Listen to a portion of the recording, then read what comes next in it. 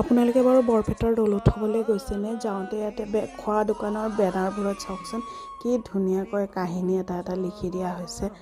তিনি বাতি বোপা নিবনুৱা হাতৰ জুতি আৰু পাৰ যদি খাই, ইয়াতে বিভিন্ন ধৰণৰ। আমিও বৰপেটাৰ ফেমাছ আলু ভাজি আৰু ৰঙাডিমা খাই ল'লোঁ। ৰেণু নামৰ মুৰ্গী আছে বোলে, তেওঁ কণীটো পাৰিছে, তেওঁলোকে কৈ আছিল। আৰু এইফালে চাওক খুব ধুনীয়াকৈ এতিয়া আধ্যাত্মিক পৰিৱেশৰ মাজত এটা খুব ধুনীয়া দিন পাৰ কৰিলোঁ। বৰপেটা দৌল উৎসৱ সকলোৱে জানে দেশ বিদেশত ফেমাছ, আৰু আমিও আহি একদম ইয়াৰে পৰিৱেশৰ মাজত মিলি গ'লোঁ।